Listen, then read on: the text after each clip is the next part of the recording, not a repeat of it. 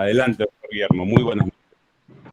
Buenas noches, profesores, auxiliares, educativos y todas las personas que forman parte, ¿no?, de la educación en nuestro país. Hoy día he sido invitado para hablar de un tema muy particular, ¿no?, que se presenta hoy en día y se titula Trastornos de déficit de atención con hiperactividad, el TDAH. ¿Por qué se habla de un trastorno? Se habla de un trastorno porque se da en una etapa determinada del desarrollo del niño. Cuando nosotros los psicólogos evaluamos de etapa prenatal, perinatal, postnatal y primera infancia, entonces si vemos que el embarazo de la madre ha sido de una manera normal, con su respectivo control, y no está expuesta a ninguna conducta de riesgo, obviamente que no va a haber ningún problema. Pero si analizamos por ahí algún tipo de dificultad que haya tenido la madre en la etapa prenatal o perinatal, entonces sí se va a poder de alguna manera determinar que puede haber algún tipo de patología. Entonces el trastorno de déficit de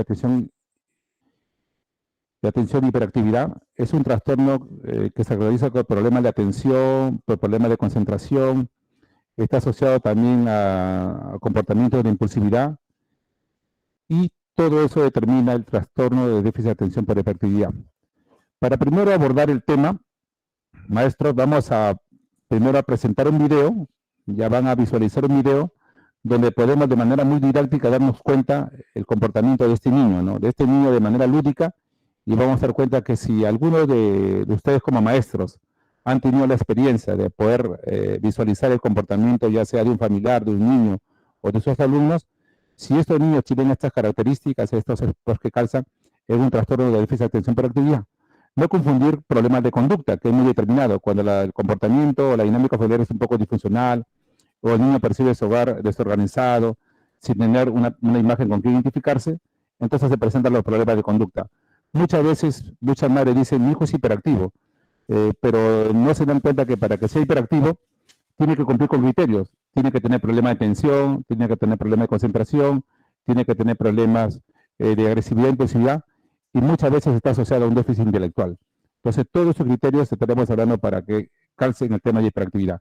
Entonces, para que ustedes lo puedan analizar de manera más didáctica, entonces vamos a pedir que nos visualicen, por favor, con el video número 1, y de esa manera vamos a conocer mejor y después pasamos a la parte teórica. Adelante. Trato de hacer las cosas apropiadamente, pero no puedo. ¿No soy bueno? Hago lo mejor que puedo como madre. Lo disciplino, pero las cosas no van bien. ¿Qué puedo hacer? Cuando crezca, ¿podrá integrarse a la gente que lo rodea? Por favor, aprende acerca del TDA.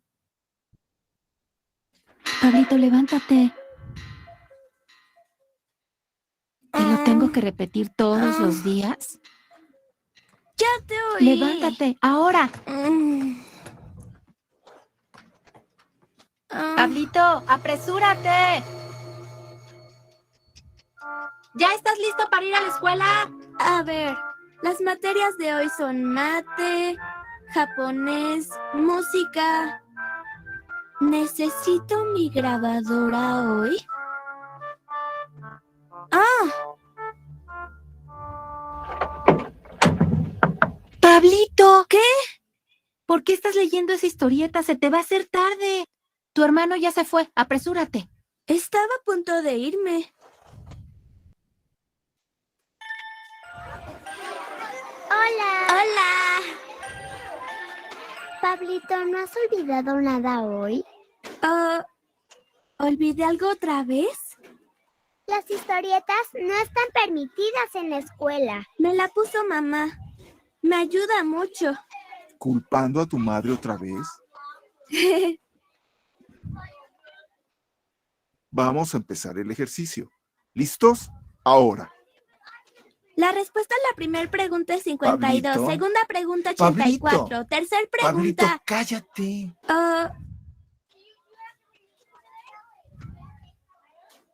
Préstamelo un segundo.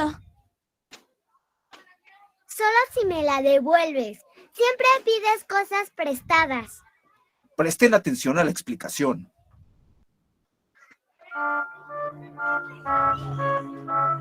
Esto se parece a una cara.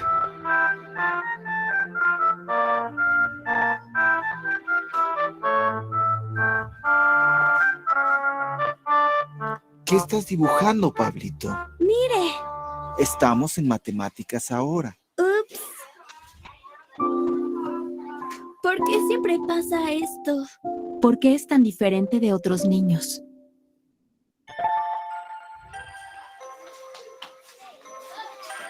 No olviden la tarea.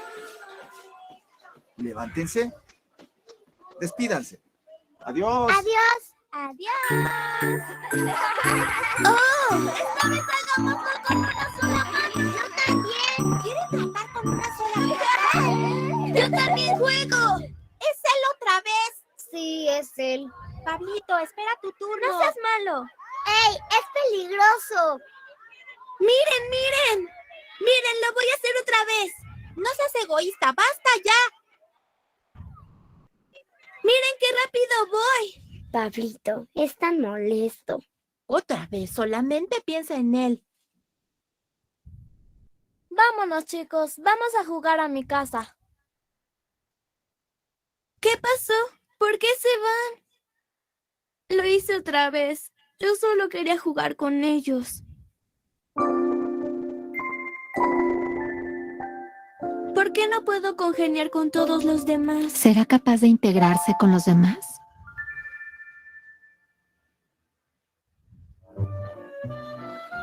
¡Ya llegué! Pablito, ¿tienes tarea para hoy? Déjame ver tu cuaderno de notas. ¡Seguro! No lo encuentro. Lo olvidaste otra vez. ¿Dónde está tu cuaderno de matemáticas? Ups. Esta es la goma de Yumi, ¿no es así? ¿Por qué está en tu mochila? No sé cómo llegó ahí. Sí, se me olvidó devolvérsela. Van a pensar que te la querías quedar. Asegúrate de regresarla mañana. Mami, ya terminé mi tarea. Ya está la cena. Tengo hambre. Lo siento, querido. Estará lista en 1 minuto. Pablito, vamos a empezar sin ti. Date prisa.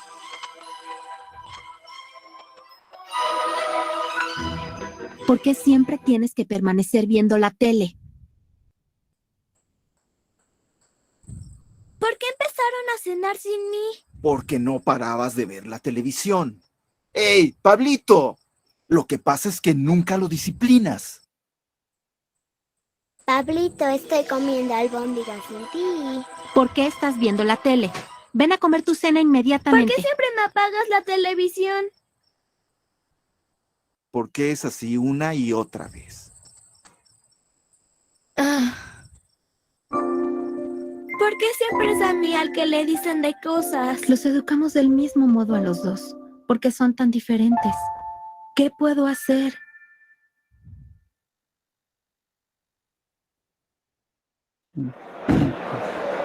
Ingeniero, ¿me puede ayudar acá? Como podría esperarse en un día festivo. El lugar está lleno, ¿no es así? ¡Ey, Pablito! ¿A dónde vas? ¡Hey, cuidado! Disculpe. ¡Pablito! Disculpe. ¡Espera! ¡Pablito! ¿Qué están haciendo sus padres? ¿Qué está haciendo? ¿Qué haces, Pablito? ¿Qué pasaría si te caes? No me di cuenta. ¿Por qué no me di cuenta? ¿Es realmente falta de disciplina por parte de su mamá? ¿No soy bueno? ¿Qué se debe hacer como padre? No siempre es grosero y egoísta. Él es alegre y entusiasta. A veces se concentra muy duro. Y a su modo es muy afectuoso. Quiero alentar su fuerza.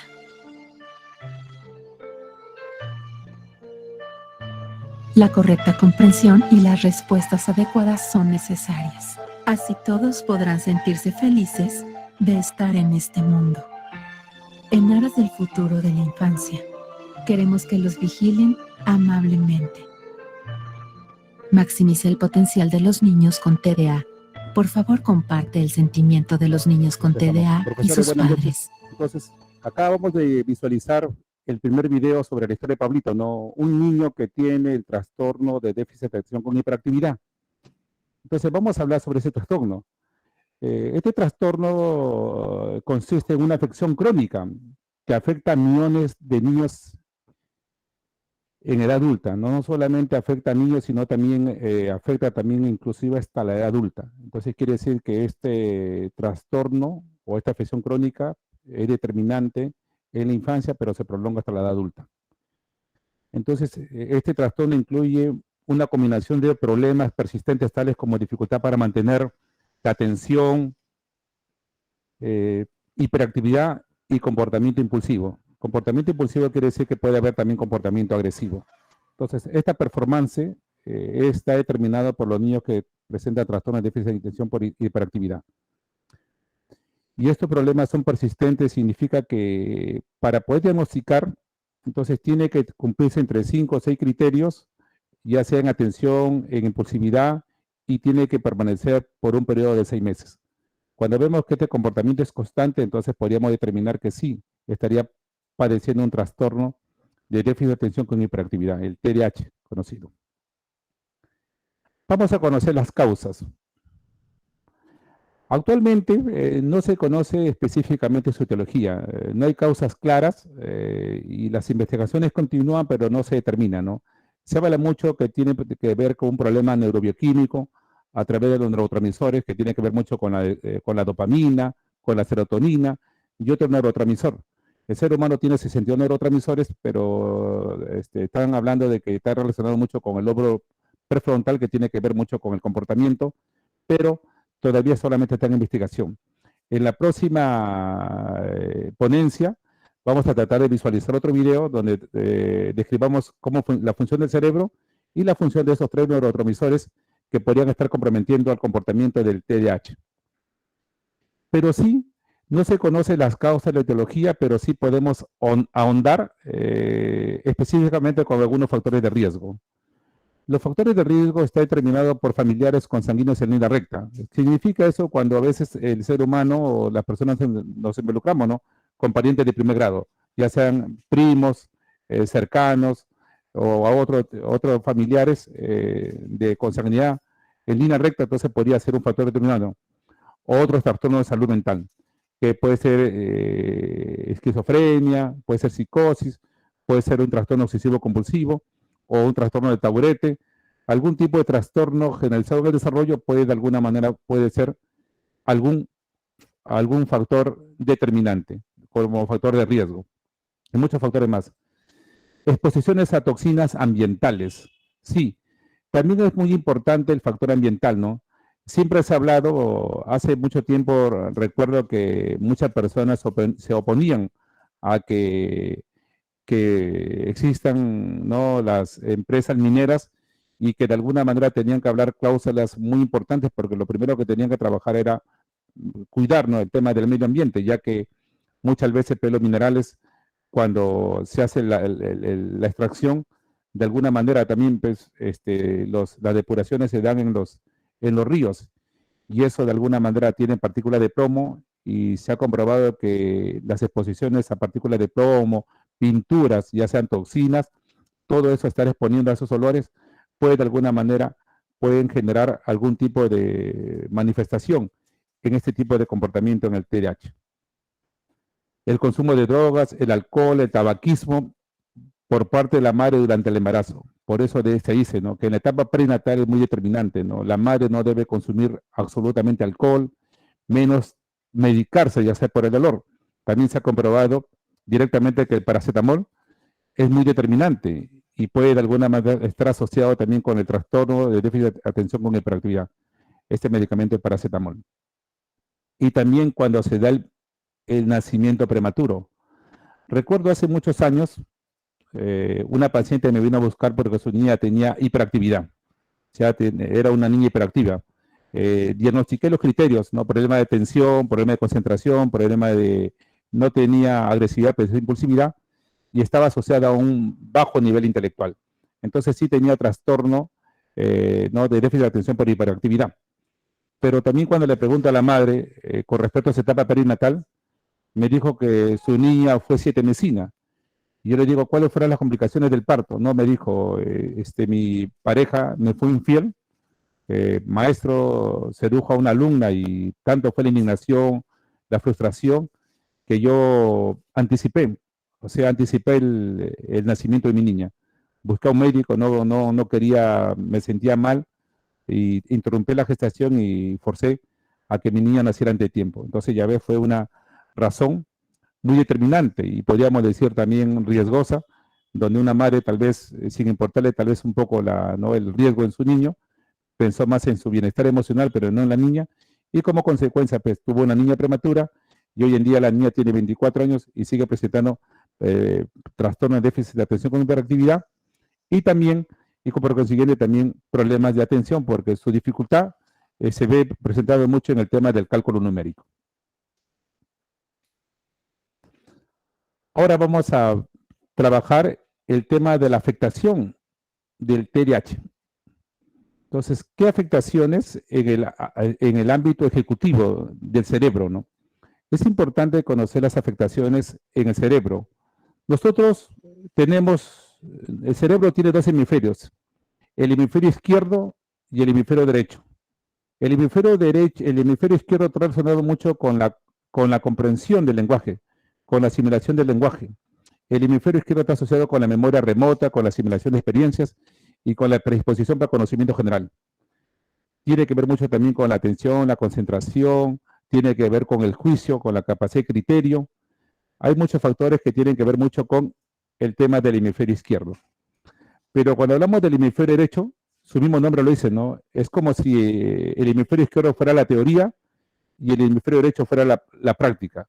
Entonces, cuando vemos a personas que son muy prácticas, vemos a veces en casa, un albañil contratamos y de manera empírica nos hizo la casa, el primer piso, segundo piso, nos hizo la piscina, y cuando ves el ambiente, el trabajo es tan preciso y parecemos que lo ha hecho un ingeniero, pero muchas veces no fue un ingeniero, sino solamente fue un padre de familia que lo hizo de manera empírica, y eso de alguna manera influyó bastante en que su cerebro, el hemisferio ejecutivo, fue más determinante para poder desarrollarse. Entonces, la parte ejecutiva, en los niños que tienen trastorno de TDAH, se ven siempre más afectados.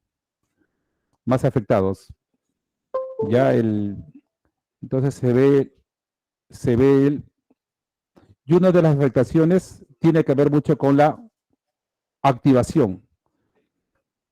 La activación entonces tiene que ver mucho con el problema en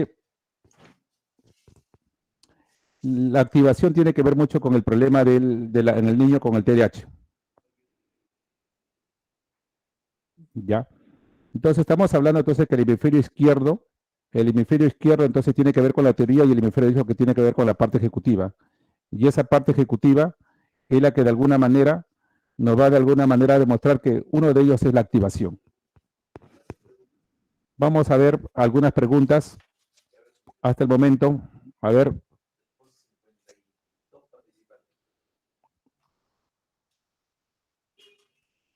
¿Alguna pregunta? Buenas noches.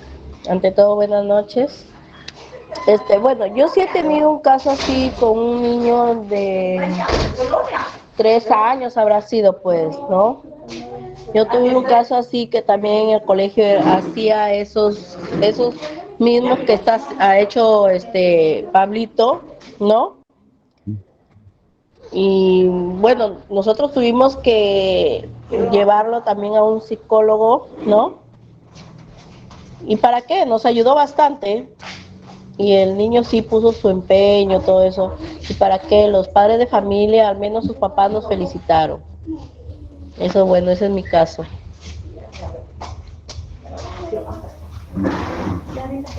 ¿Cuál sería su pregunta? ¿Cómo dice? ¿Cuál sería, profesora, su pregunta? ¿Qué caso tendríamos que hacer con ese niño porque hay otros niños sí, pero estamos tratando de ayudarlo, ¿no? Con ese Ya. caso idéntico a ese niño. ¿Qué Sí, podemos hacer otra cosa más?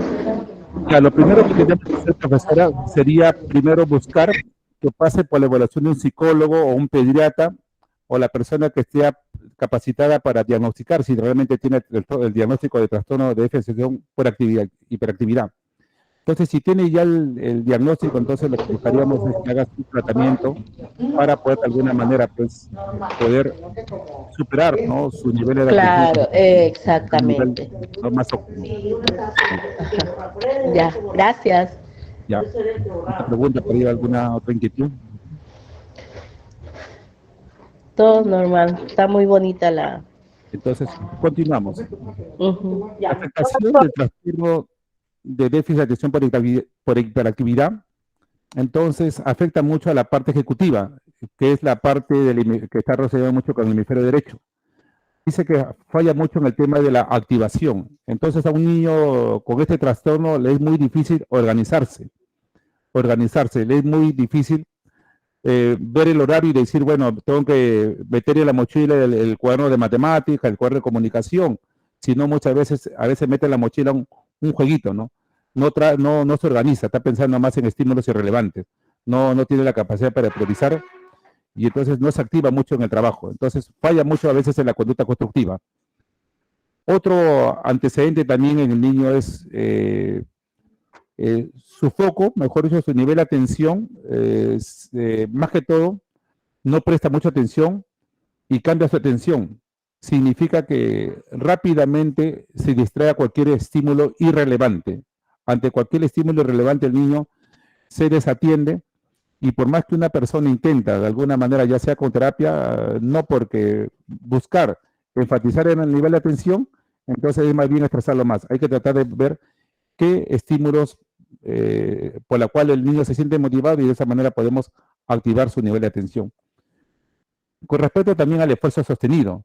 Entonces, no hablamos del esfuerzo sostenido porque el niño puede de alguna manera concentrarse mucho en una tarea que a él le gusta, pero si el profesor le está dando una clase donde te está enseñando a sumar, a restar, a multiplicar, pero no es ahora, no va a poder prestar atención. Entonces, por eso que los maestros tienen que saber que no necesariamente porque realizan su materia de sumar, restar o una clase o leer un cuento, van a desarrollar su nivel de concentración, no.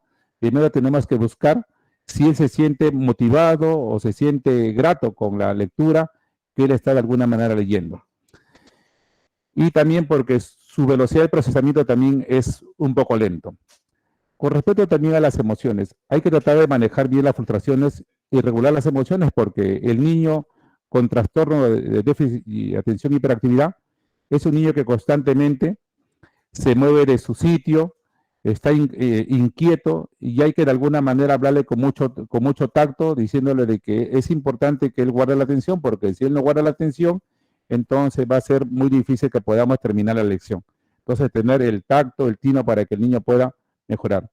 Y con respecto también a su memoria, ¿no? Él también falla mucho en la memoria de trabajo y hay que buscar recuperar la información, ya que el campo de la información está relacionado más con el hemisferio izquierdo, que tiene que ver mucho con la memoria remota de la simulación de experiencias. Entonces, la memoria remota podríamos trabajar buscando que él diariamente aprenda una palabra nueva. Por ejemplo, hoy día he aprendido la palabra discriminar. ¿Qué significa discriminar? Discriminar significa que yo no juego con Carlitos porque es negrito o porque es cholito. O fábula, ¿no? Es un cuento que tiene un mensaje. Y de esa manera vamos a mejorar su bagaje cultural y también de paso su inteligencia general. Es importante también trabajar el tema de la acción, ¿no? Estar monitoreando y regular sus propias acciones. Entonces, ¿por qué? Porque el niñito hiperactivo con trastorno de déficit de atención y hiperactividad es como si tuviese un motorcito. Nunca está quieto, siempre está trabajando, viendo qué cosa hacer, ¿no? Distrae la atención. Y muchas veces ¿no?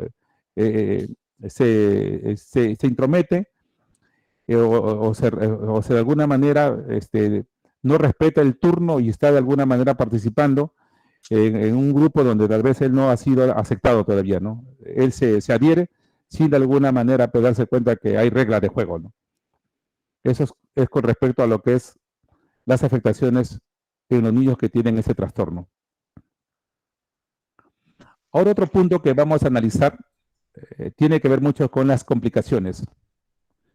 Las complicaciones significa porque a veces a los niños con problemas de hiperactividad ya no lo vemos como un niño pues que tiene un trastorno. A veces los profesores por desconocimiento, por no saber, ¿no?, de que hay trastornos generalizados del desarrollo como la hiperactividad, como el trastorno de Tourette, como el trastorno autista, como el trastorno de Asperger, como el autismo. Entonces las personas lo asocian a problemas de conducta, ¿no? Y que tal vez es un alumno que está mostrándose rebelde con lo que representa autoridad. Pero no es así. Por eso que las complicaciones son de que a menudo estos niños luchan en el aula porque no tienen a veces los profesores la paciencia y de alguna manera la poca tolerancia que le tienen los puede llevar al fracaso académico y también a una mala interpretación del juicio adulto, porque dicen, este niño yo no lo soporto, ¿no? Siempre está inquieto, no me desatiende en las clases, no me deja trabajar. A veces lo dejan que salga y permanece todo el tiempo en el horario de recreo. Entonces, esas son unas complicaciones y por la cual el niño no aprende, ¿no? Y también tienden a tener más accidentes y lesiones de todo tipo. Es cierto, ¿no? Si usted ve, hay muchos niños que no miden el peligro, son como los niños cool macul, ¿no? Ellos saben el peligro.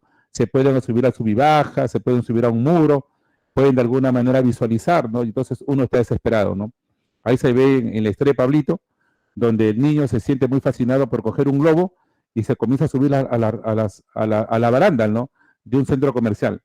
Y por suerte los padres estaban cerca por ahí y el niño no midió el peligro. Ese es el problema del niño, ¿no?, que también su percepción la tiene un poquito distorsionada y no mide el peligro. Los niños también con déficit de atención con hiperactividad también tienden a tener baja autoestima, ya que están siempre ¿no?, introyectando el menosprecio, la mirada y otros tipos de situaciones propios del contexto, y se van dando cuenta que hay cierto rechazo. A veces en misma casa lo recrimina, ¿por qué te has traído el borrador de tu amiguito? ¿Y por qué no has cumplido con las tareas? ¿Por qué no has copiado las lecciones? Y entonces todo eso de alguna manera se convierte en introyectos negativos que poco a poco van inconscientemente menoscabando la autoestima del niño con este trastorno. También son muy propensos a tener problemas para interactuar con su entorno. Sí, ellos fallan mucho en el tema de la socialización. El día sábado estuve en mi consultorio atendiendo a un niñito de nombre Evans. Este niñito tiene 6 años y está presentando, ¿no?, tiene algunos rasgos no tan determinantes, pero que forman parte del trastorno de déficit de atención con hiperactividad. Entonces yo estaba pasando una canción, la canción de Marco, la canción de este niño, ¿no?, que su mamá viaja a un país o a Italia por mejoras económicas y el niño le canta una canción muy bonita. Entonces este niño se acercó, le gustó, nadie le dijo que ingresara al ambiente, se sentó y pidió que nuevamente la repitan 3 veces la canción. Le tuve que ¿no?, complacer, pero después se acercó más a la computadora y quería también demandarme con otro juego. Entonces los niños son así. No le importó que el compañerito era la persona a quien yo tenía que atender. Entonces son unas características de que estos niños muchas veces no son muy propensos a interactuar con su entorno. Y también otro factor también es que mayor riesgo de abuso de alcohol y drogas y otras conductas delictivas, ¿no? Esto es con respecto más que todo cuando el niño no ha recibido tratamiento. Cuando el niño no ha recibido ningún tipo de tratamiento, entonces la van asociando con problemas de conducta, y piensan que de alguna manera la única manera de poner fin a este tipo de comportamientos es a través del castigo. Y ahí cometen un tremendo error porque no se puede castigar con el único pretexto de educar, porque ningún tipo de castigo contribuye al bienestar de estos niños, porque estos niños de alguna manera jamás van a mejorar con algún tipo de censura o castigos, porque más bien se va a perturbar más emocionalmente. Entonces, por eso es que cuando estos niños han sido víctimas de malos tratos, entonces muchas veces tienden a la bebida, a las drogas o otro tipo de conducta delictiva, ¿no? Ya que en casa los castigan y no se han creado los sentimientos de pertenencia y pueden de alguna manera, pues, generar daño, ¿no? Es como si se vengaran ya de jóvenes por la manera como lo trataron sus padres. Y eso es muy cierto, porque los hijos se vengan, ¿no? En función a cómo lo tratan los padres, ellos se vengan. Entonces, hasta acá, hago un pequeño paréntesis. Maestro, no sé si hay alguna pregunta, alguna duda, alguna inquietud, para poder seguir pasando a otro punto. con el público. Profesor, buenas noches y buenas noches todos colegas. Justo lo que estaba comentando, profesor, en esa parte de las causas o principios, tengo mi sobrino y supuestamente dice que le han comentado a su mamá, o sea, a mi hermana, de que el profesor lo saca cada rato de la clase porque distrae mucho al salón. Es que sí o sí él sufre de TDAH y, Ya, y cada rato lo bota a la clase del salón, pero el docente es ya mayor de edad, parece que no tuviera paciencia o es que le falta capacitar al docente en secundaria, especialmente, claro. que es lo que quería saber, porque Sí, si es eso, es que falta de capacitación a los docentes de secundaria, tanto un poco mayores, ahí sería de edad más mayor, tener sí, paciencia con ellos. sí, señorita. Su aporte es muy bueno, ¿no? Es cierto, ¿no? A veces los maestros aún no estamos capacitados, ¿no? A pesar de que se habla de inclusión en las aulas del Estado, todavía no tenemos la preparación y no tenemos el material, ¿no? Como para poder hacer un diagnóstico. Se supone que para poder diagnosticar a un niño con trastorno de déficit de atención y hiperactividad, tienen que de alguna manera conocer el manual, ¿no? Del DSM-4. También hay otro manual que se llama el CIE-10 y hay otro material que se llama el DSM-5, que está más actualizado. Y entonces son manuales que tienen que ver mucho los criterios específicos para poder detectar trastornos generalizados del desarrollo.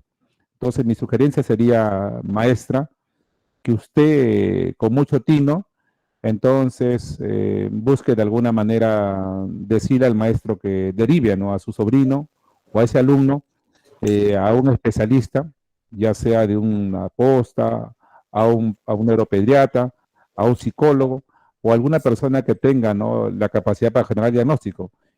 O si es cerca, derivarlo a mi institución, al Instituto de Personalidad Cambiando Vidas, que estamos ubicados por acá en la Avenida El Maestro, al costado del UGEL, y podemos de alguna manera hacer el diagnóstico de manera muy precisa y de esa manera no hacer las recomendaciones para que evitar que se esté cometiendo negligencia con este niño, ¿no? Que puede afectar en su desarrollo.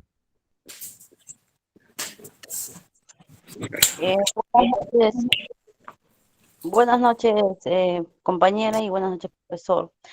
Como estaba atenta mirando, escuchando y mirando lo que usted decía, y ahorita me he puesto a pensar, a analizar, yo tengo un hijo de 13 años, entonces, cuando era niño, chiquito de 6, 5 años, era un niño hiperactivo, que se escondía abajo de la cocina, abría el horno, se metía ahí, o si no, era la manera que yo no le encontraba, yo buscaba y no le encontraba.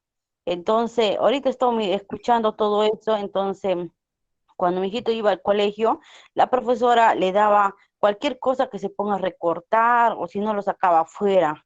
Entonces, ahorita ya está en primer año de secundaria y lo que él tiene es de que mucho se distrae, le gusta estar conversando y qué pasa de que deletrea, no lee y para escribir no puede escribir. Lo que he hecho yo todos los años es contratar a una profesora y que me lo enseñe. Entonces lucha ¿cómo se llama? En escribir y lucha en deletrear. Entonces ahorita todo lo que estoy viendo, y creo que eso es lo que tiene mi hijo, creo que es, porque he ido hasta 4 veces a psicólogo, 2 veces particular y 2 veces del Estado. Y lo que me dijeron que es un niño normal, me dijo que no tiene problema. Entonces, hasta le he llevado a un neurólogo me recetó pastilla, cuando le daba la pastilla se ponía muy desesperado, entonces le corté la pastilla. Entonces, como hubo 2 años de pandemia, no lo llegué a llevar a Arequipa. Entonces, como ahora la semana pasada he ido a Arequipa y he estado buscando, pero no sabía cómo encontrar qué especialidad, algo, porque lo que él tiene de que lucha, que quiere leer, lucha, que quiere escribir, pero no, pero es un niño, ¿cómo le puedo decir? De 13 años yo le he enseñado a él el ambiente, ¿cómo le digo? Que con sus compañeros él se desenvuelve, no le discriminan a los compañeros, felizmente, porque yo a él le he enseñado y a sus compañeritos también le he enseñado de que él no es un niño como otros niños. Entonces, el problema es de que ahorita con lo que yo escucho todo eso, entonces eso es lo que me hace pensar a mí, porque él, por ejemplo, donde él va a actuar, danza o cualquier cosa que hace Día de la Madre, yo actúo con él. Entonces yo estoy ahí. Entonces, ese es mi impotente, sí.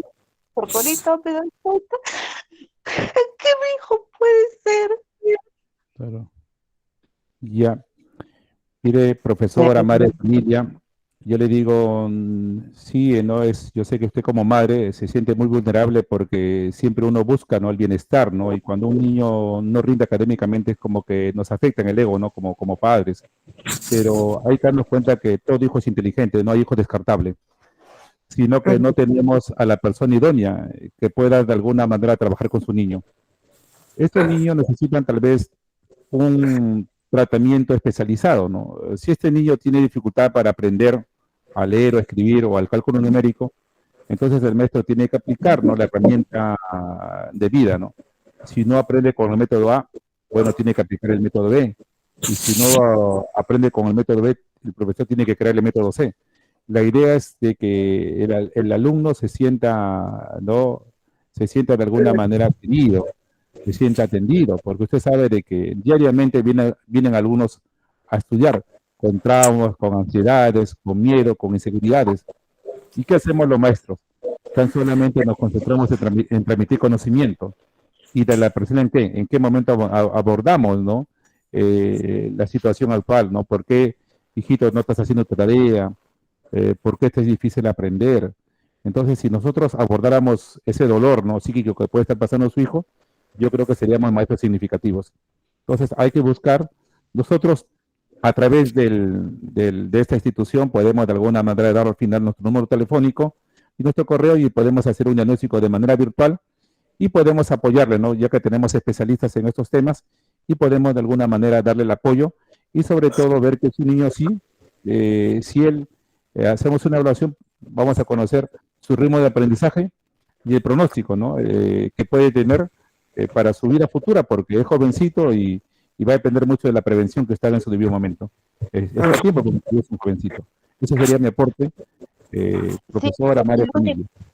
Sí, profesor, ¿qué pasa? De que lo que yo conversé con los profesores de secundaria, conversé con cada uno, matemática, comunicación, entonces yo le hablé sobre esto, y entonces lo que el profesor me dijo, ¿sabes qué, ceñito? Me dice, como hay 2 niños en su salón de mi hijo, él y otro niño más, pero lamentablemente el otro niño cuando él les pone algo comienza a llorar, llora y llora y llora. En cambio mi hijito, yo le enseño de que él tiene que ser fuerte, no tiene por qué estar llorando. Entonces eso es lo que el maestro me está apoyando en eso, que a él le da reforzamiento con 5 niños, no lo discrimina. Los profesores de secundaria no le discrimina que porque él tiene otra mentalidad, otra capacidad, no le discriminan eso, porque todos los profesores, la misma tarea lo deja él con su otro niño, y encima el profesor le pone a otra niña que sabe al lado, para que esa niña le pueda explicar, como he conversado con él, pero en este caso, como usted dice, tengo que hacerlo ver, porque como 2 años no hubo pandemia, entonces eso es lo que me ha dado la pandemia. Y ahorita, como estoy escuchando todo, yo me está preocupando porque él tiene 13 años, y la habilidad que él tiene, la habilidad de que él, lo que él tiene, le gusta el deporte, el fútbol, le encanta el fútbol. Claro. Sí. Mire, madre de familia, gracias por su aporte. Yo quisiera que usted le ponga mucho interés y priorice el diagnóstico, ya que no solamente por el hecho de que un niño no sea bueno en la materia básica como matemática, como lo que es literatura, lenguaje, no significa que no sea inteligente. Hablamos hoy en día también de las inteligencias múltiples, hablamos de la inteligencia lingüística, de la lógica matemática, de la interpersonal, de la intrapersonal, de la musical, de la física sinestésica. Entonces, como le gusta el deporte, entonces hay que enfatizar más en el talento que tiene su niño, porque lo primero para poder desarrollar y mejorar su autoestima de su hijo es primero que usted determine cuál es el talento que tiene su hijo. Puede buscar a un especialista, a un psicólogo en su distrito. Me parece que usted está ubicada acá en Arequipa y hay muchos profesionales en psicología que evalúan el talento. Y entonces, sí, para que su niño pueda mejorar su autoestima, yo creo que invertiría mucho en el talento. Porque muy independientemente de si su hijito es gordito, flaquito, chuequito, feito, pero tiene un talento, la gente le va a buscar por el talento que tiene su niño. Entonces yo le sugiero, madre de familia, maestra, invierta mucho en su hijo porque cada hijo es una empresa. Y piense que su hijo ha venido a este mundo para triunfar. Piense de esa manera. No se vulnere, no caiga en la subjetividad porque este niño, si usted le da el apoyo y el aporte, va a ver que va a tener éxito. Sería mi alcance. Muchísimas gracias. Buenas noches. ¿Otra pregunta ahí? Sí, Sí, ya, a ver. buenas noches a todos. La pregunta es, ¿me podría dar una diferencia cuando un niño con TEA de grado 1 con un Ya. niño de TDAH hiperactividad? Porque Ya. pueden tener los dos. Sí, nosotros Ok, vamos pero la pregunta es, ¿cómo puedo diferenciar claro, que sea ese tema, TDAH o un TEA? sí, yo le voy a dar ese aporte ahorita que hoy en orden, voy a hacer ese seguimiento, profesora, y le voy a dar la diferencia, ¿ya? Porque el trastorno de déficit de atención y hiperactividad tiene 3 criterios, Claro, ¿ya? pero le estoy hablando de un grado 1, es decir, que hay la parte cognitiva, está muy bien, Claro, la parte social, no, eso es algo claro, del TEA que no es muy claro, marcado. Y, claro, y un grado 1 en lenguaje es rico en lenguaje. claro. Entonces, la diferencia, lo que yo quiero saber es, ¿cómo puedo diferenciar un TEA de grado 1 con un niño de TDAH hiperactividad? Claro, mire, lo primero que tendríamos que hacer, justo estoy hablando de ese tema, lo primero que tenemos que hacer es un diagnóstico. Entonces, no hay un examen que pueda hacer un diagnóstico de manera muy precisa, ya que lo primero que tenemos que es tratar de validarnos por un manual de trastornos mentales que se llama el DSM-5, que es el más actualizado. Pero Entonces, también podría ser con el A2. claro, sí. Sí, pero Entonces, la claro, pregunta es directo, mira, ¿cómo diferencian? Simplemente, ¿cómo diferencian a esos dos claro, niños? claro, primero tengo que hacer una evaluación. En función a la evaluación yo puedo determinar, ¿no? La diferencia es de que hay niños que tienen déficit de atención y hiperactividad donde cognitivamente están muy bien. Y las personas me objetan, me dicen, pero señor Guillermo, si mi hijo tiene déficit de atención y hiperactividad, ¿por qué mi hijo de alguna manera entonces está bien intelectualmente? Es que el niño de alguna manera no se desconcentra específicamente, sino que el niño más bien su problema está más que todo en el comportamiento. O sea, su desempeño no está relacionado mucho por el problema de atención, sino más que todo se visualiza más en el tema del comportamiento. Entonces quiere decir que por el comportamiento se asocia más el trastorno de déficit de atención por el día, pero sin embargo está muy reducido el tema de la atención. O sea, quiere decir que sí, su atención está un poquito más conservada. Entonces hay varios criterios, pero de alguna manera la diferencia va a ser en función al diagnóstico, ¿no? Ok, gracias. Vamos a participar acá en este tema del diagnóstico. Les estaba hablando a ustedes, maestros, que el diagnóstico está determinado mucho por un manual. Actualmente nosotros trabajamos anteriormente, cuando yo era estudiante, trabajaba con el CIE-10, un diagnóstico sobre los trastornos mentales, y después apareció el DSM-4. Y el DSM-4 es un diagnóstico que tiene que ver mucho con los trastornos mentales, pero hay mucha gente que lo objetan porque dicen que actualmente se están más centrando en el tema de los fármacos, y ustedes lo pueden consultar. Anteriormente, cuando nosotros revisamos el DSM-4, entonces validaban mucho la parte empírica, y la parte empírica es lo que de alguna manera me ha antecedido la maestra con esa pregunta. Ella me dice, ¿qué diferencia hay en el TDA con el TDAH, no? Entonces, nivel 1. El tema es de que de alguna manera muchas veces hay comportamientos muy empíricos, o hay de alguna manera, hay casos que son de alguna manera combinados y nos cuesta de alguna manera establecerle en un solo criterio. Por eso que es muy importante ahondar a través de este manual y darnos cuenta que no solamente tenemos que guiarnos por el DSM-5, porque ya que el DSM-5 más que todo está abarcando más el tema farmacológico. Parece como que si quisiera beneficiar más a las empresas que lucran, a las empresas grandes y millonarias que lucran con el tema de la medicación, así como la esquizofrenia, psicosis, neurosis, así como el TDAH también, que también en algunos aspectos también lleva medicación. Pero yo soy más pegado al criterio del DSM-4, ya que también hay que validarnos también de la parte empírica. Dice acá, ¿no? Criterios. Los criterios del DSM-5 son importantes, ¿no? En el criterio dice, muestran una falta de atención persistente y que se prolonga por un periodo de aproximadamente 6 meses. Cuando vemos que este problema de atención se prolonga por un problema de 6 meses, entonces estaríamos hablando que está presentando el primer indicador para que se pueda diagnosticar como TDAH. Y también con indicadores de impulsividad que interfieren en el funcionamiento del desarrollo. La impulsividad es conducta, comportamiento. No hablamos, impulsividad no está asociado necesariamente a agresión, sino uno es obsesión de pensamiento y compulsión es conducta y comportamiento. Entonces la impulsividad quiere ser pararse de su asiento, levantar la voz, correr, saltar. Entonces es un niño que no está quieto, ¿no? Es un niño que siempre está en constante interacción y hiperactividad. Este criterio entonces que define a un niño que tiene trastorno de déficit de atención por hiperactividad, problemas de atención, problemas de hiperactividad, impulsividad, y que afecta en su desarrollo. ¿Por qué desarrollo? Porque puede afectar en el desarrollo cognitivo, en el desarrollo social, en el ámbito familiar, entonces afecta, ¿no?, en su etapa de desarrollo. Vamos a ver ahora cuáles son los problemas que comúnmente se presentan en la falta de atención. Recordemos, maestros, padres de familia, que quien atiende, entiende, quien entiende, aprende. Quien atiende, entiende, quien entiende, aprende.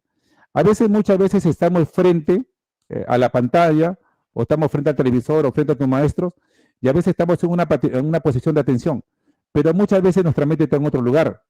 Y entonces también, para trabajar el tema de atención, hay que trabajar también lo que es la percepción figura-fondo, porque hay niños que a pesar de estímulos irrelevantes, como bullas, logran concentrarse. Como hay niños que pueden haber un estímulo apropiado para aprender, pero son niños que fácilmente se distraen ante estímulos irrelevantes.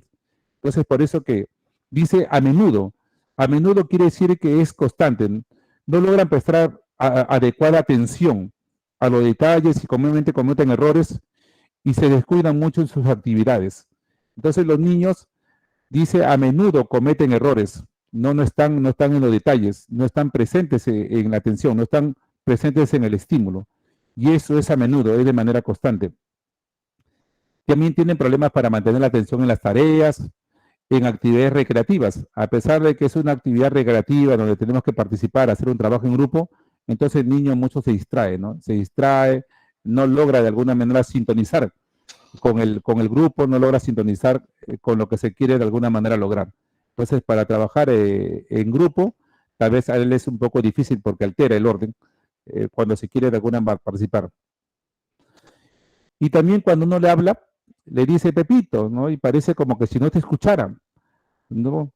Cuando tú le hablas directamente, parece como que no te escuchara, ¿no? A veces uno, las madres hacen, oye, pero hijito, ¿no? Mira, te estoy hablando, ¿no? Entonces, recién te logra de alguna manera centrar la atención. Por eso que están un poquito desenfocados, ¿no?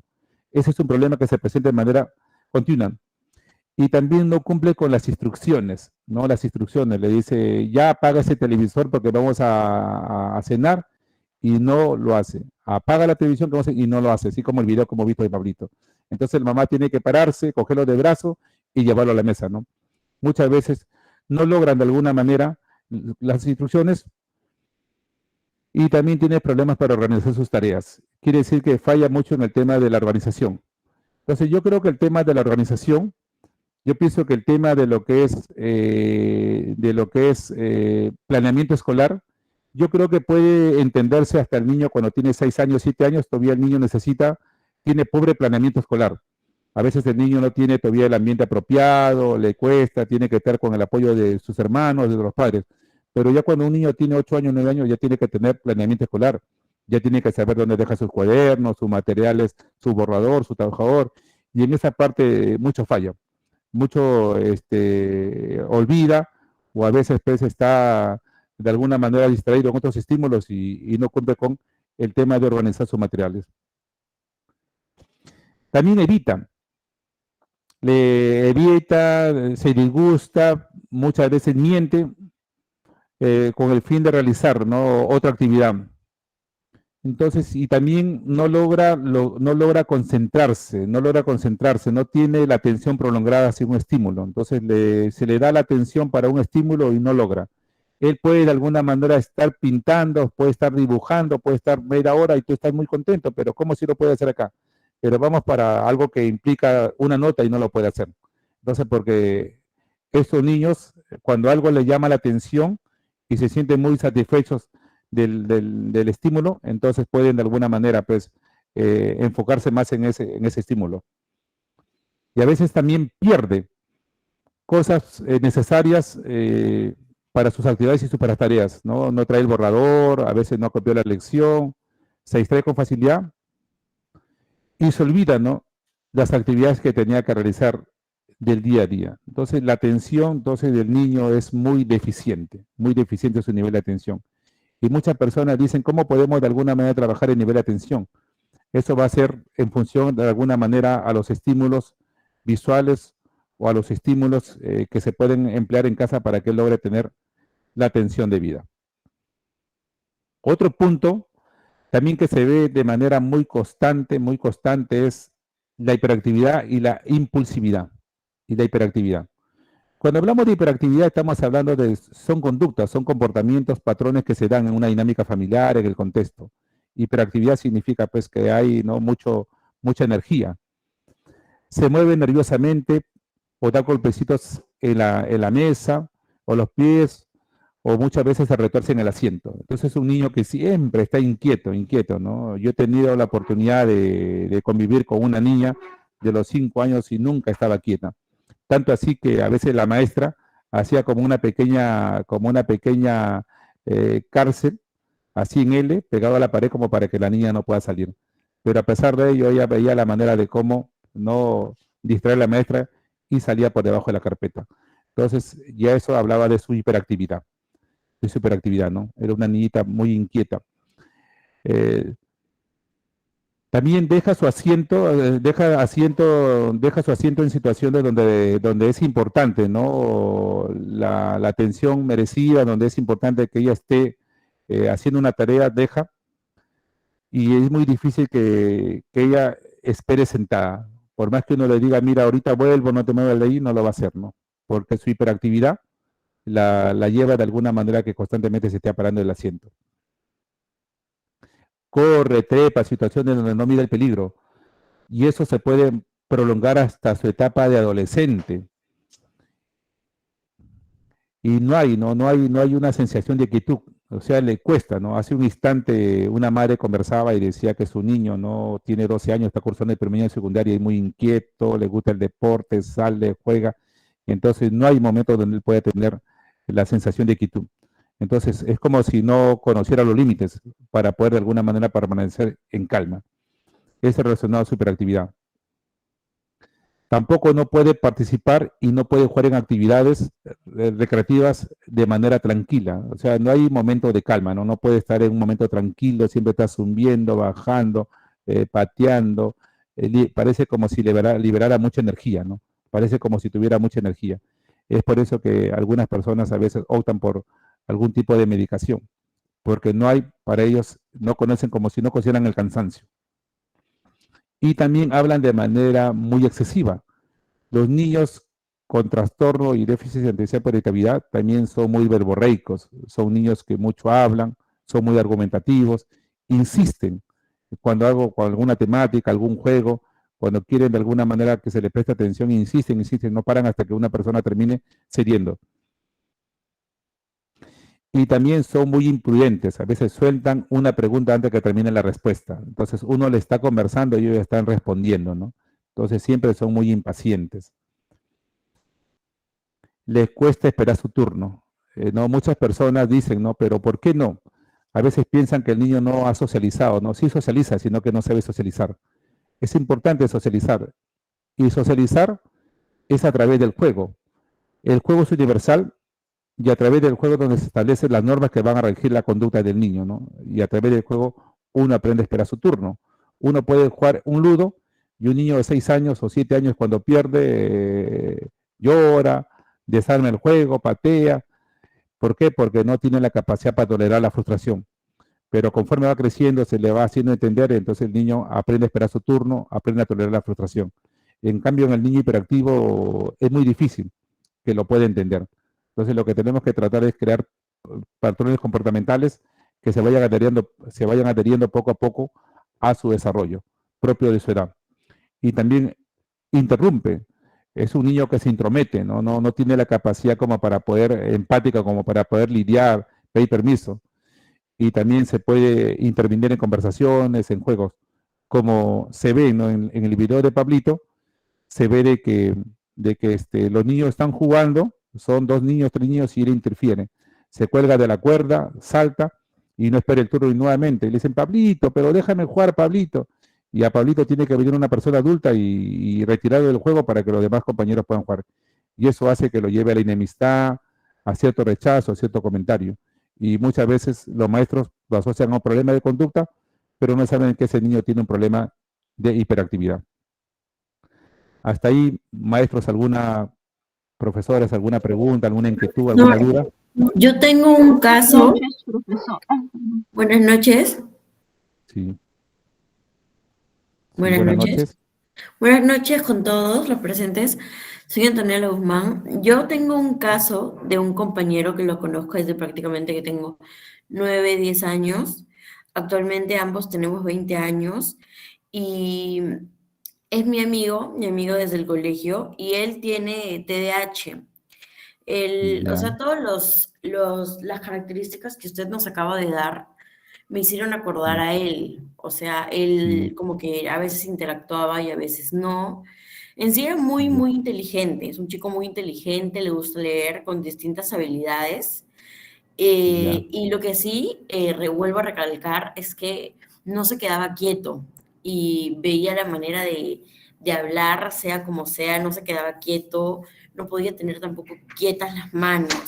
Entonces quisiera saber si, o sea, hay grados de TDAH. Sí. Como le digo, sí, vamos a pasar a eso si hay grado de TDAH.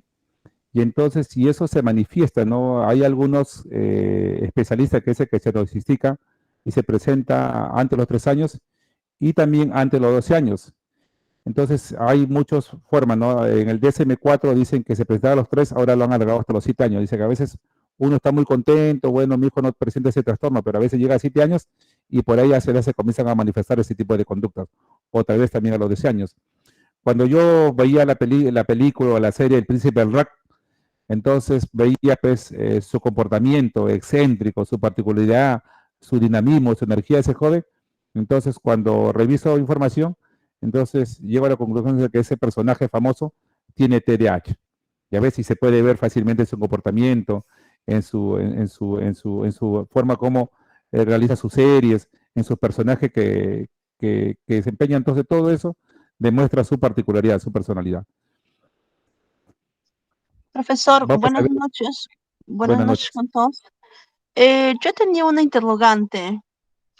Sí. Mi hijo que tiene 8 años es demasiado inquieto. Nunca está tranquilo. Va por la casa, va para allá, agarra una cosa, agarra otra cosa. Y hay ratos que yo le he comprado Lego y se pone a Ya. jugar. Lo logra armar, sí, pero pues se aburre y ya de vuelta está corriendo para acá, está corriendo para allá. Mi pareja, o sea, su papá, no le gusta que esté así, porque tengo otro niño más pequeño que es tranquilo, está sentado, está tranquilo. Y a veces Claro. él le da el celular para que se quede tranquilito unos segundos. Yo quería saber si a Ya. veces sí es correcto darle el celular, porque sí, se queda un rato tranquilo, ¿Qué edad pero tiene su no, hijo? dígame, ¿Qué edad tiene su hijo? tiene 8 años. Ya. Y siempre, a veces para de buen humor, como dice usted, ¿no?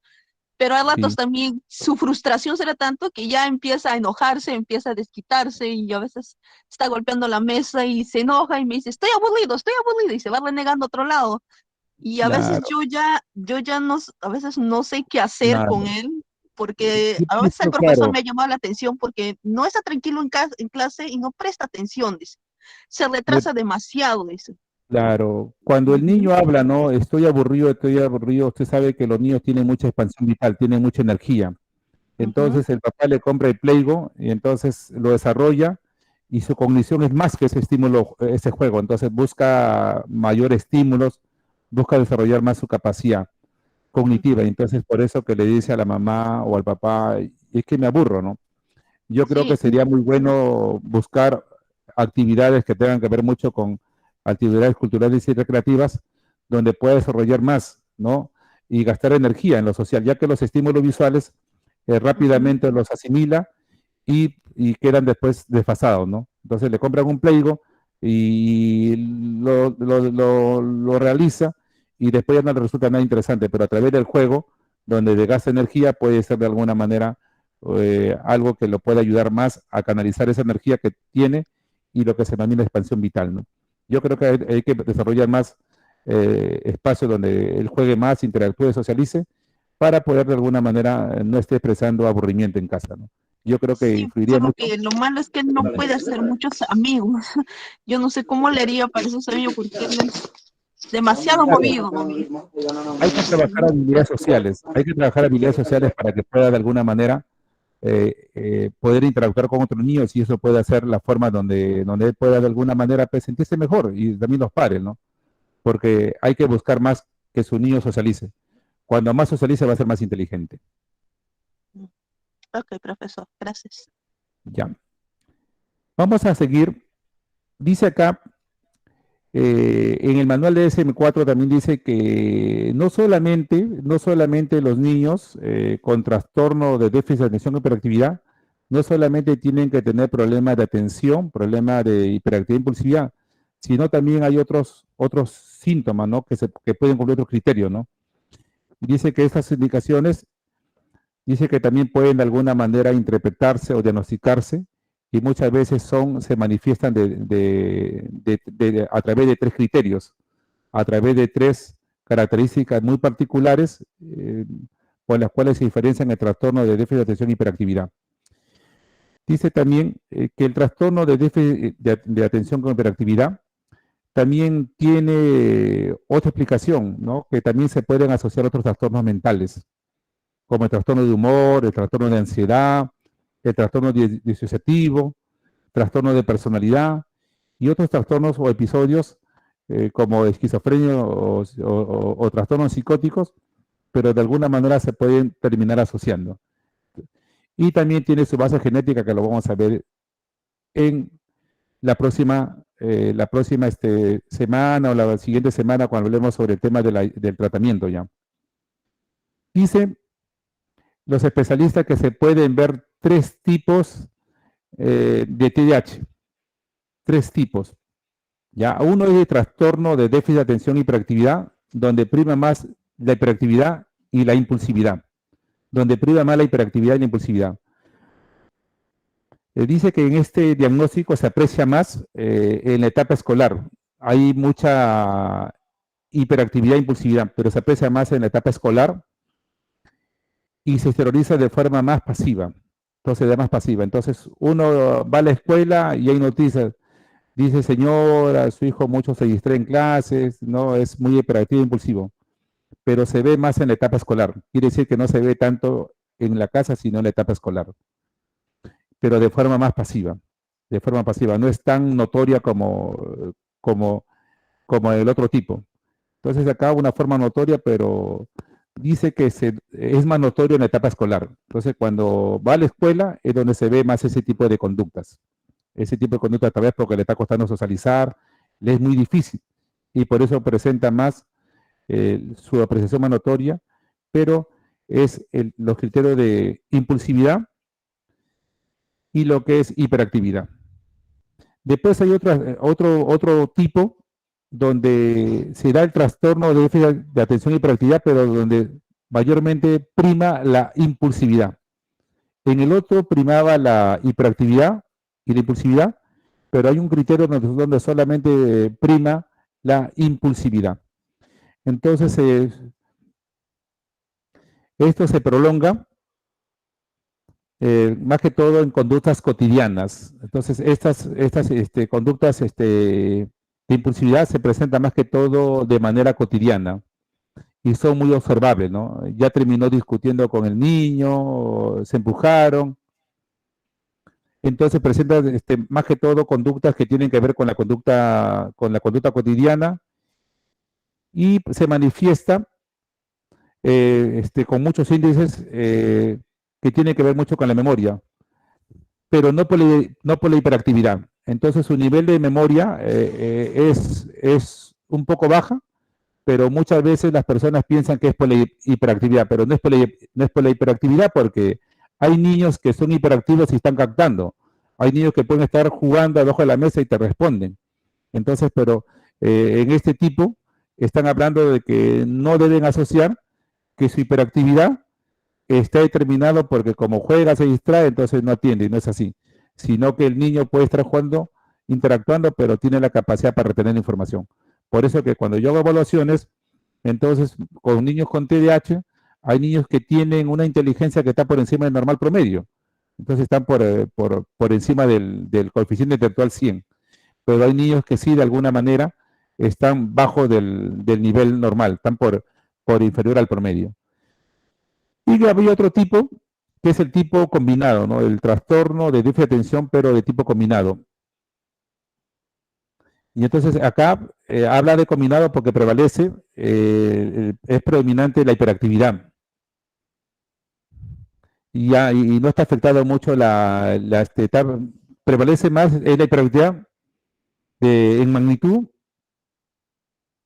y no la hiperactividad. Entonces acá vemos que es combinado, ¿no? Es predominante el hiperactivo en la magnitud afectada y no a la hiperactividad. Entonces, esto de acá se manifiesta, pero de grado variable, pero más prevalece el tema combinado, que dice que hay problemas de hiperactividad, impulsividad, atención. Entonces, se están presentes los tres, pero de manera combinada y de diferente magnitud. Entonces, quiere decir que está presente, pero no de la manera que encasilla en el trastorno de déficit de atención por hiperactividad, sino que de manera combinada. Quiere decir que puede presentar hiperactividad, pero de un nivel bajo. Puede presentar impulsividad de nivel bajo, o puede presentar el nivel de atención por nivel bajo. Entonces, se pueden combinar los tres, pero en uno nivel alto, un nivel bajo, y por eso se llama combinado, porque encaja los tres criterios, pero no de la manera del patrón más relevante, sino de manera gradual, de manera que puede ser mínima, ¿no? Eso sería el tema de los tipos combinados que hay, los tres criterios. Esos son los tres tipos del TDAH. ¿Hasta acá hay alguna pregunta? ¿Alguna pregunta, alguna inquietud?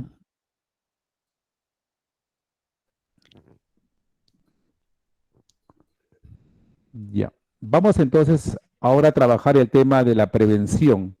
Ya hace un instante, inicialmente dije que la prevención era muy fundamental y que tendría que estar determinada por un especialista, un profesional en estos temas, ¿no? Podría ser un psicólogo, un neuropediatra, un médico, pero que conozca, ¿no? La parte de lo que es la parte de neurobioquímica, sobre todo de pediatra, ¿no? Entonces, la prevención mayormente se tiene que determinar en la etapa prenatal, perinatal y postnatal, fundamentalmente durante el embarazo.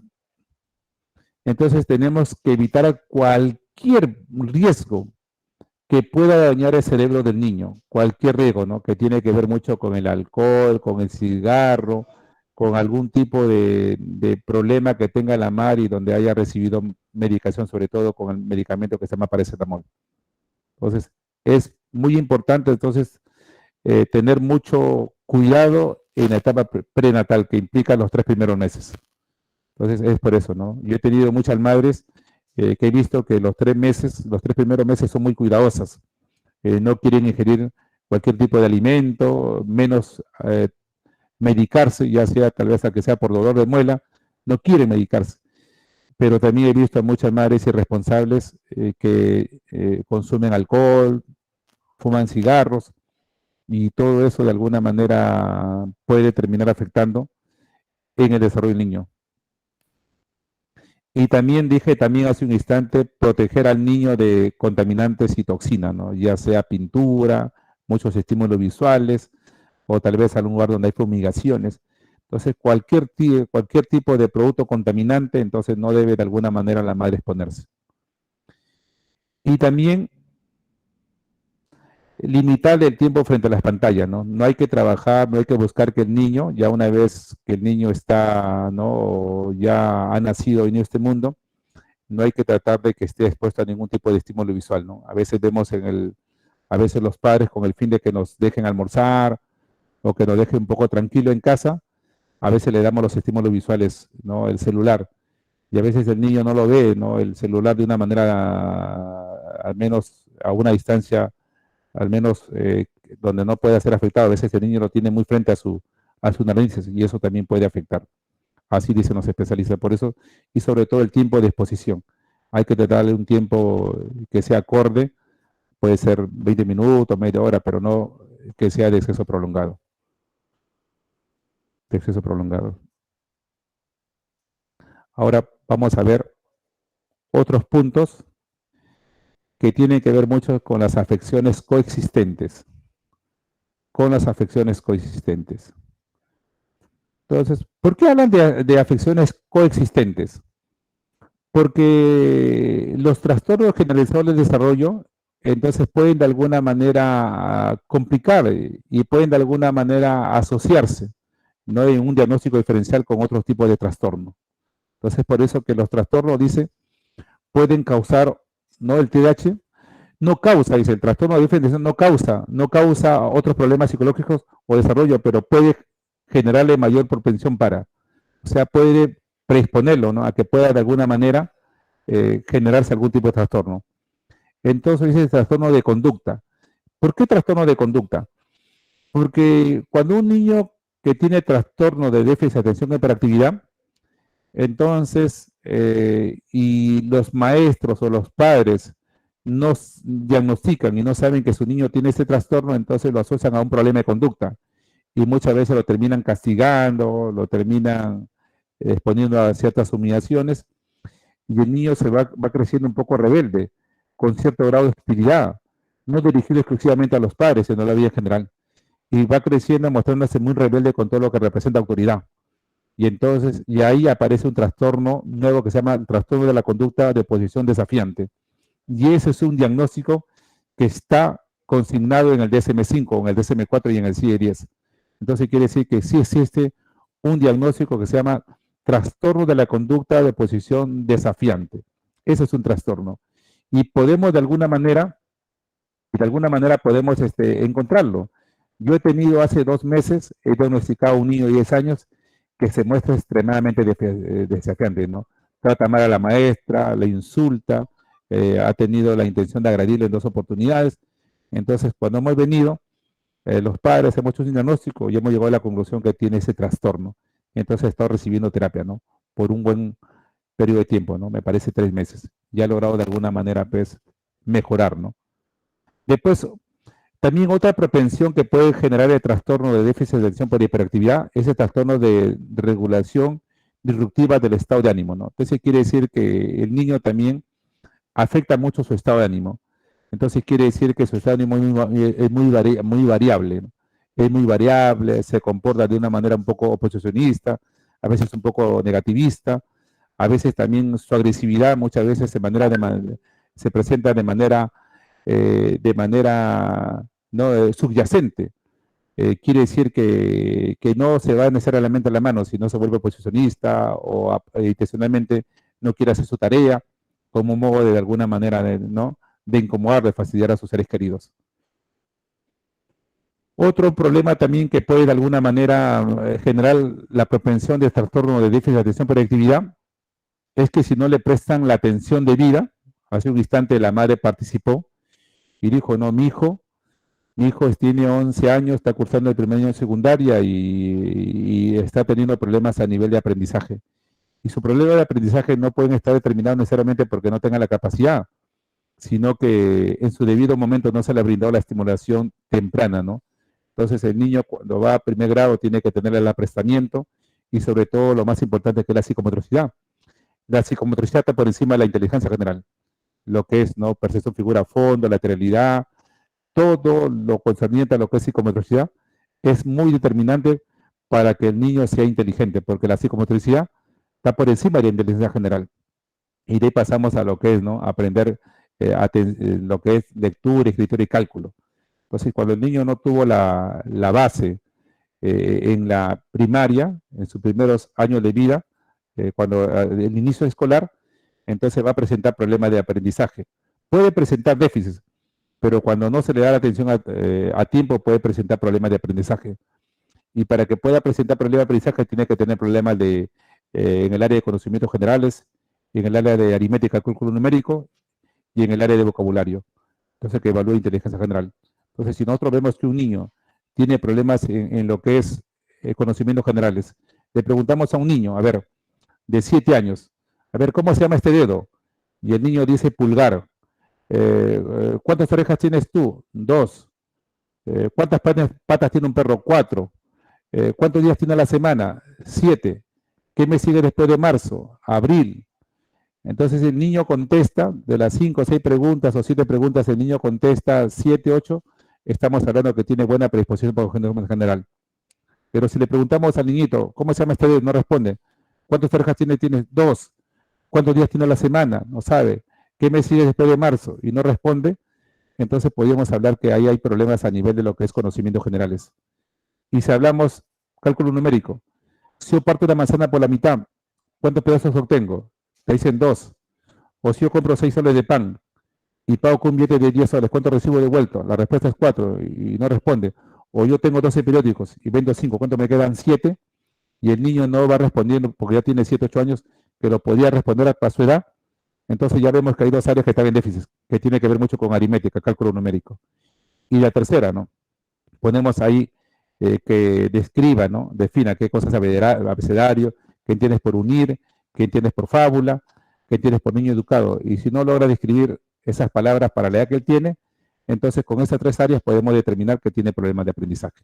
Entonces, esos déficits se estarían viendo, ¿no? Que son otras afecciones o propensiones que puede tener el niño que tiene trastorno de déficit de atención con hiperactividad.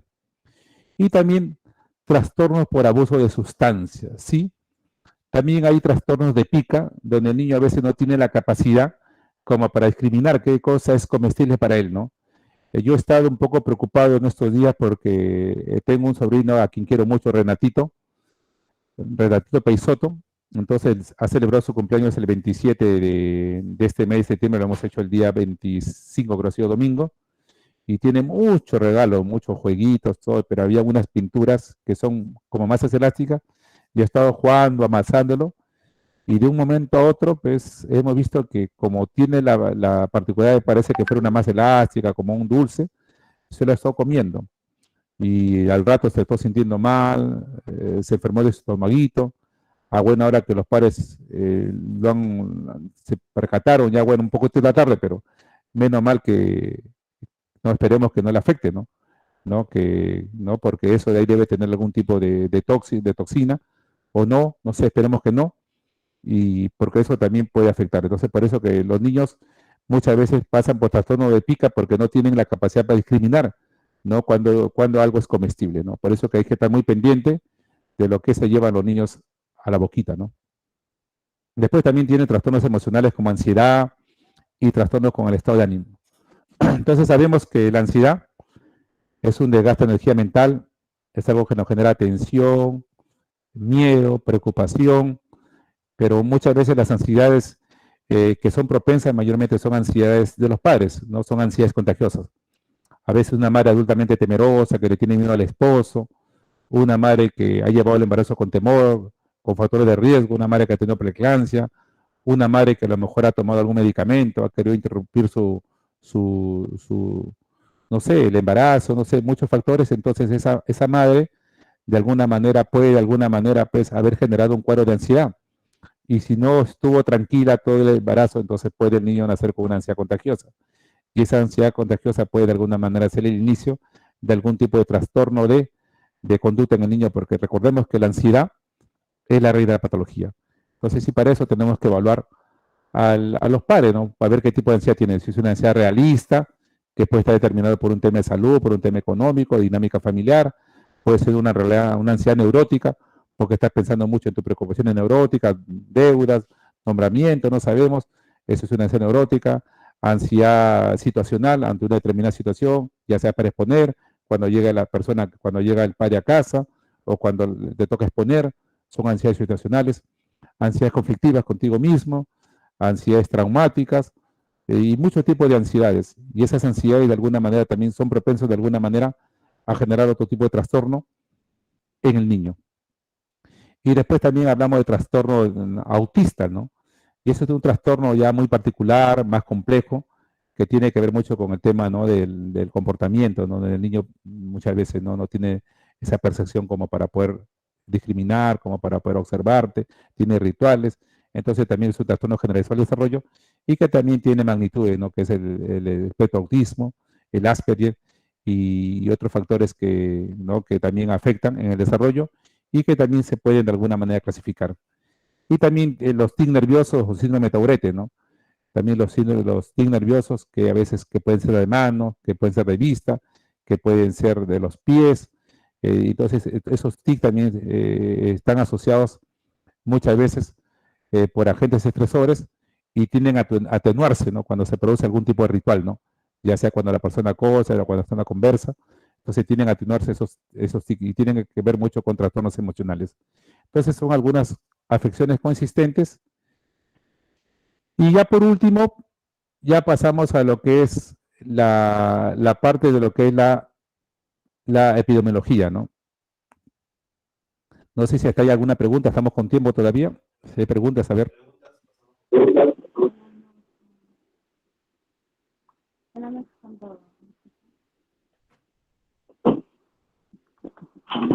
Buenas noches.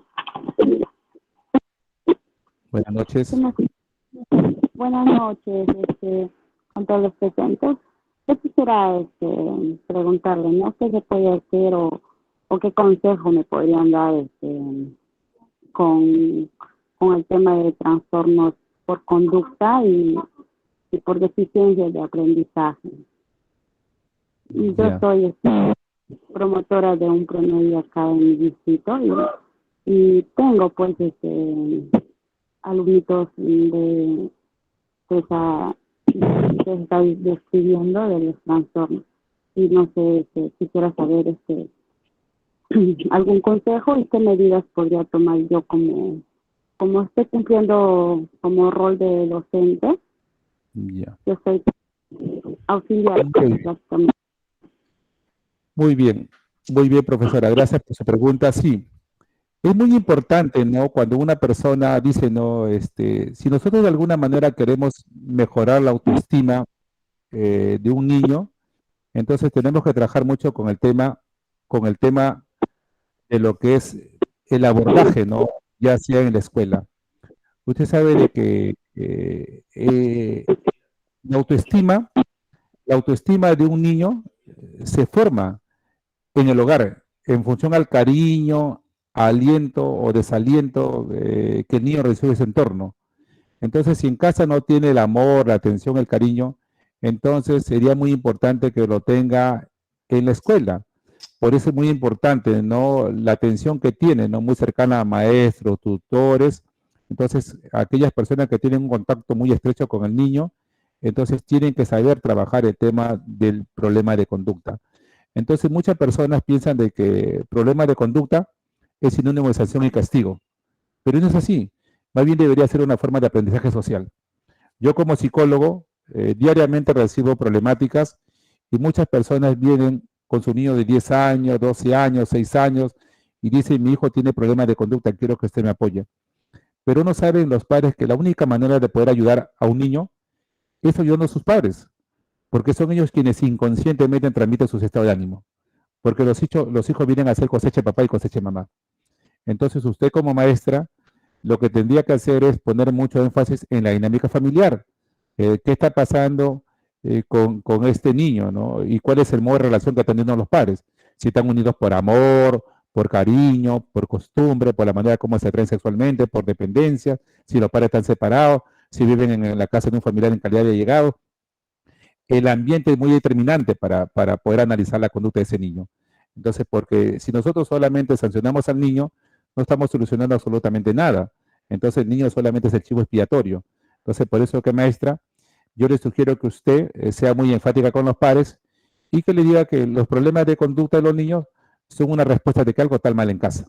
Es como si dos padres tienen problemas ya sean económicos, falta de confianza, ya la pareja cayó a uno, y entonces, ¿qué hace qué, qué hace ese niño, no?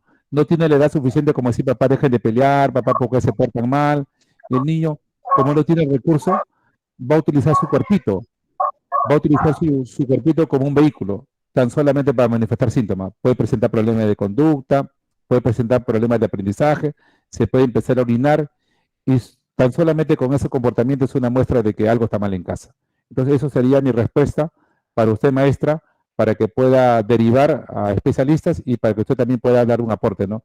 Que la única manera de poder ayudar a un niño es de sus padres, porque son ellos quienes proyectan su estado de ánimo. Eso sería mi alcance. Muchas gracias. Buenas noches. Buenas noches. Quería hacer una consulta. Tengo una adolescente, yo de 13, 14 años ya, que es mi niña. Ella a los 2 meses sufrió de convulsión, el cual después de un mes salió con epilepsia secundaria, fue el diagnóstico que le dieron, pero ella mi embarazo yo prácticamente lo hizo sin ninguna dificultad porque era una niña que yo quise tener. Claro que la tuve sola, con muchos problemas emocionalmente. No supe yo a qué se debía esas convulsiones porque de un momento a otro fue que le dio. Yo tengo una niña también, ya tiene 20 años, nunca pasé yo por esos problemas con ella, pero ella sí nació con todo mi embarazo tranquila, al lado de su papá y todo. Caso contrario a lo que pasó con mi segunda hija. Pero ella, a partir de primer grado de primaria, a los 6 años, cuando hizo el tiempo ya de primer grado, fue cuando mi mamá también falleció ahí de cáncer. Es la persona que prácticamente me ayudó a criarla a ella porque yo trabajaba. Cuando mi mamá falleció, fue chocante, obviamente, para todos. Prácticamente me quedé yo sola con mis 2 hijas y mi hermana con la que vivía. Mi hijita, como que yo pienso que fue algo chocante para ella y marcado porque comenzó con sus dificultades, ¿no? En lo que era más que todo la escritura, porque aparentemente ella hasta los 5 años salió escribiendo en un colegio muy bien, escribía bien clarito, pero cuando entró al nuevo colegio, que fue un parroquial grande, ya que yo ahí me encontraba a trabajar, iba a empezar a trabajar y yo la tuve que poner ahí para que ella esté al lado mío. Escribía todo como si fuera chinito. No le entendíamos nada de lo que escribía, pero ella decía que ya había acabado de hacer su tarea. Entonces yo ese año la hice acabar como ella pueda, porque prácticamente terminó así. Le hice una evaluación psicológica en ese año. Ahorita está cursando ella el segundo año de media. Estoy hablando de hace muchos años atrás. En ese entonces ella le hice la evaluación psicológica en el Hospital Carrión acá en el Callao. Me salió que era una niña que tenía que era una niña fronteriza, que estaba dentro del límite de los niños normales, el cual necesitaba ella terapias, las cuales yo no pude porque estaba prácticamente sola y estaba a cargo de 2 niñas.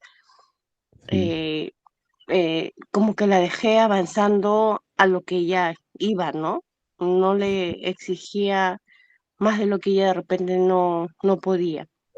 Y hasta el día de hoy ella ahorita está en segundo de secundaria y ella yo la veo que prácticamente está en segundo año de secundaria, pero la veo un poco perdida.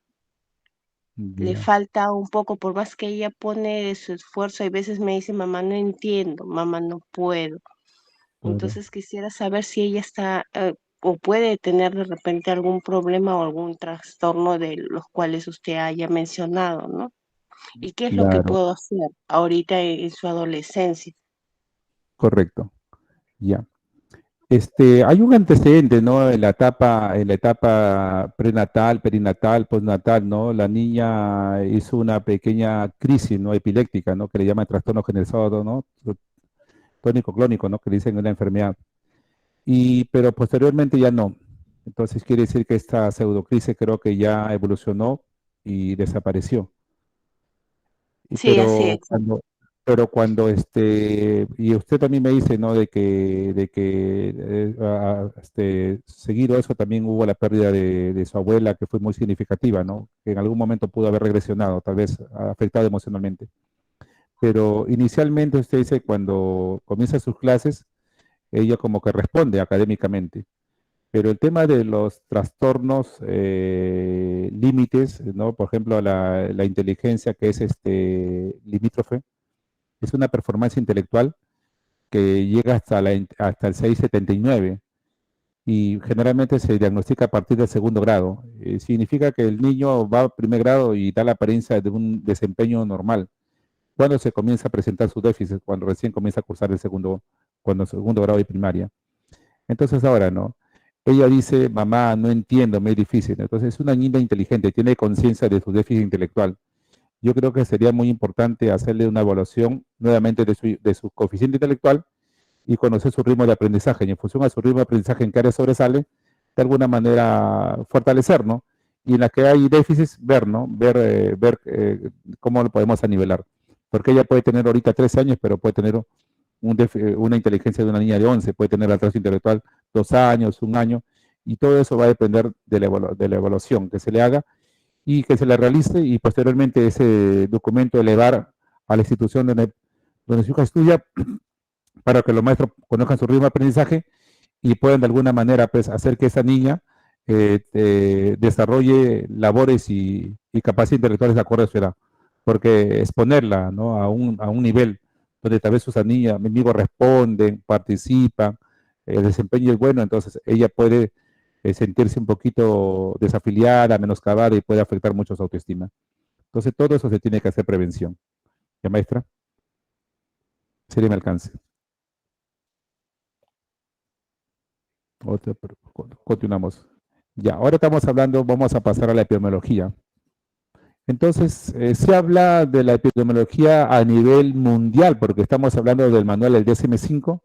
Dice que este trastorno de déficit de atención y hiperactividad, está estimada hasta los niños de 18 años de edad, en un 5,29%. Quiere decir de que se diagnostica, ¿no? En jóvenes hasta esa edad. Quiere decir que no estamos libres, ¿no? De tener un niño de 4, 5, 6 años y después a partir de los 7, 8 años comienzan a manifestar ese tipo de comportamiento. Dice que el 60%, de 60 a 75%, los niños que han sido diagnosticados con TDAH, dice, presentan síntomas hasta la edad adulta, o sea, quiere decir hasta durante la edad adulta. Entonces quiere decir que esta sintomatología no desaparece del todo. Y la frecuencia mayormente es más en hombres que en mujeres, entonces se presenta más en hombres. Entonces sí, porque yo vengo diagnosticando estos problemas actualmente de trastorno de déficit de atención. Si en mi haber han habido 10 niños, todos han sido varoncitos, no ha llegado hasta ahorita el momento una niñita. Entonces la prevalencia es más. Tan solamente yo diagnostiqué a una niña en el año 2000, cuando trabajaba en el Ministerio de Salud, en San Luis Cañete, Yauyos, trabajaba como psicólogo y entonces ahí pude diagnosticar a una niña de 5 años que tenía trastorno hiperactivo, ¿no? Y también el comportamiento también está determinado, ¿no? Varía de acuerdo al sexo. Entonces, de acuerdo al sexo, varía. Y como sabemos ya la epidemiología entonces es tratar de analizar los problemas que se presentan en la historia prenatal, sustancias, alcohol, y también la madre, ¿no? Algún tipo de problemas a nivel de eclampsia, problemas también al momento del niño nació un poquito cianótico, o el niño también problemas a nivel de la respiración, y también el niño nació con un peso menor de los 2 kilos, o también nació prematuro, y muchas situaciones que pueden de alguna manera como madre, consciente de que ha habido algún tipo de exceso o algún tipo de negligencia de su cuidado en la etapa prenatal o perinatal, puede ser muy determinante para que el niño pueda presentar ese diagnóstico. Entonces, por eso que sería muy bueno inicialmente empezar con un diagnóstico. Entonces, maestros, este es el alcance que se ha dado como primera ponencia por hoy día. Entonces ya nos veremos en otra oportunidad y agradezco su atención, su participación. Espero para la siguiente sesión ya trabajar el tema del tratamiento y trabajar también los factores neurobioquímicos que pueden estar afectando, Si alguno de ustedes desea material, son psicólogos, o quieran de alguna manera, contáctense con el profesor Marcos para yo poder a través de dejarme su correo o darle mi número para que puedan hacer algún tipo de consulta, ya sea virtual o alguna evaluación para poder de alguna manera acercarlo más a este diagnóstico, y que es muy prevalente hoy en día. Muchas gracias. Hasta esta oportunidad. Muchas gracias, profesor. Gracias. Muy bien, antes de despedirnos, queremos despedir, haga la redundancia, al doctor Luis Guillermo Leiva con unas fuertes palmas por esta, bravo, por esta magistral ponencia. Y les voy a pedir a todos ustedes, por favor, prender sus camaritas para verlos, y vamos a dar sus nombres de cada uno, los que van prendiendo, agradeciendo infinito. Este es para la foto, Evelyn, saludos Evelyn, María, buenas noches, Caterine, Blanquita, buenas noches. Todos prenden sus camaritas para la foto que vamos a publicar. Sus camaritas. Muy bien, ahí se está maquillando también. Muy bien, todo vale, muy bien. todo vale. Saludamos a todo el público que se ha conectado el día de hoy y los invitamos a este día, martes 11, que vamos a continuar este tema tan importante, donde el doctor, nuestro invitado principal que está acá con nosotros, va a continuar. Estos temas son de gran importancia. Hemos visto con mucha conmoción las lágrimas de una madre, una auxiliar, una maestra, y eso es parte del día a día. Nosotros estamos justamente contando con un profesional de calidad, porque los problemas en el sector educación forma parte del día a día en la familia, en todos nuestros lugares donde nos desenvolvemos. Es por ello que sabemos que la salud mental es lo más importante en el ser humano. Por eso no nos hemos equivocado nunca en contar con un profesional de calidad que justamente pueda transmitir esta problemática que tenemos. ¿Quién más está conectado? A ver, Violeta, María. Por ese gusto, nosotros nos sentimos muy complacidos por ustedes. Gracias a ustedes, Educa Smile sigue trabajando muy fuertemente con la salud mental. Así es que no solamente el aplauso tremendo para nuestro ponente, un aplauso para ustedes también, fuerte la fama para ustedes. Gracias por su tiempo. Gracias por su tiempo, gracias por ese esfuerzo. Y los invitamos, pasen la voz a toda la familia, amigos, profesionales, a que se conecten el próximo martes con el doctor Luis Guillermo Leiva, porque estos temas, les digo, son muy importantes y no se abordan normalmente en las instituciones educativas. No se ve mucho el trabajo quizás que queremos ver los padres de familia cuando queremos y solicitamos un consejo, cómo abordarlo. El tratamiento lo vamos a tener acá, las preguntas se van a absolver aquí. Muchísimas gracias y muy buenas noches con todos. Ha sido un placer tenerlos. Gracias. Los esperamos. Gracias. Buenas noches. Gracias, buenas noches. Recordemos que este taller va a ser certificado por la Universidad Nacional San Agustín de Arequipa, la cual muy buena noche con todos. Gracias, profesor. Gracias, doctor, estuvo muy bonito. Gracias. Hasta luego, chicas.